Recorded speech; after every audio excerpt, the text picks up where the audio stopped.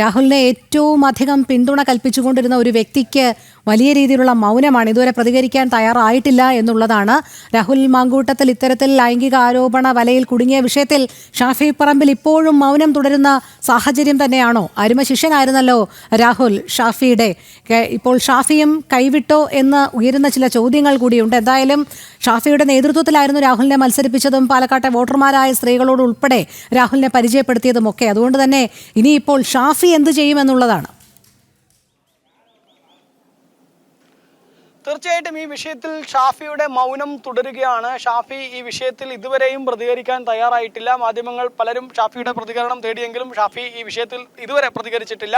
നേരത്തെ പറഞ്ഞതുപോലെ തന്നെ ഈ വിഷയത്തിൽ രാഹുലിൻ്റെ ഗോഡ് ഫാദർ ആണ് ഷാഫി എന്നുള്ളതിൽ തർക്കമില്ല. അരുമ ശിഷ്യൻ കൂടെയാണ്. ഈ ഷാഫിയാണ് പാലക്കാട്ടേക്ക് ഈ രാഹുൽ എന്ന വ്യക്തിയെ കൊണ്ടുവന്ന് പാലക്കാട്ടെ ജനങ്ങളെ പരിചയപ്പെടുത്തിയത്. പ്രത്യേകിച്ച് സ്ത്രീകളും കുട്ടികളും ഉൾപ്പെടെ ഉള്ളവർക്ക് മുന്നിലാണ് ഷാഫി ഇത്തരം ഒരു വ്യക്തിയെ അവതരിപ്പിച്ചത് എന്നുള്ളതും ശ്രദ്ധേയമാണ്. കഴിഞ്ഞ ഉപതെരഞ്ഞെടുപ്പ് സമയത്ത് ഓരോ ഭാഗങ്ങളിലും സ്ത്രീകളുടെ കൂട്ടായ്മകളും മറ്റുമൊക്കെ സംഘടിപ്പിച്ച് അവിടെയുള്ള സ്ത്രീകളെയൊക്കെ ഈ രാഹുൽ മാങ്കൂട്ടത്തിലിനെ പരിചയപ്പെടുത്തിയത് ഷാഫിയാണ്.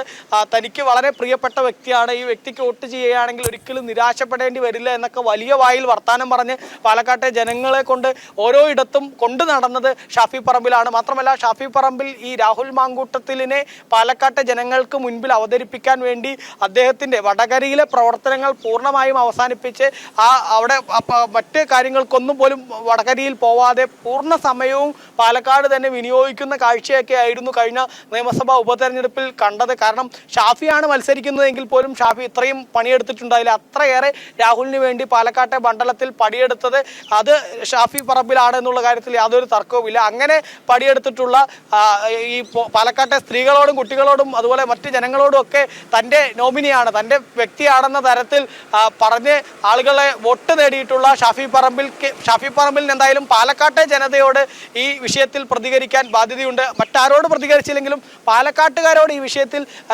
എന്താണ് ഷാഫിക്ക് പറയാനുള്ളത് എന്നുള്ളത് ഏറെക്കുറെ കൃത്യമായി അറിയേണ്ട ഒരു വിഷയം തന്നെയാണ്. പക്ഷേ എന്നിട്ട് പോലും ഷാഫി ഇതുവരെ ഈ വിഷയത്തിൽ പ്രതികരിക്കാൻ തയ്യാറായിട്ടില്ല. മൗനം ഭജിക്കുന്നു എന്നുള്ളത് തന്നെയാണ് കാണാൻ സാധിക്കുന്നത്. ശരി അരുൺ, രാഹുൽ വിവാദത്തിൽ ഷാഫിക്ക് മൗനമാണ്. ഇതുവരെ ഷാഫി പറമ്പിൽ പ്രതികരിക്കാൻ തയ്യാറായിട്ടില്ല. അരുൺ ആലത്തൂറാണ് വിവരങ്ങൾ നൽകിയത്.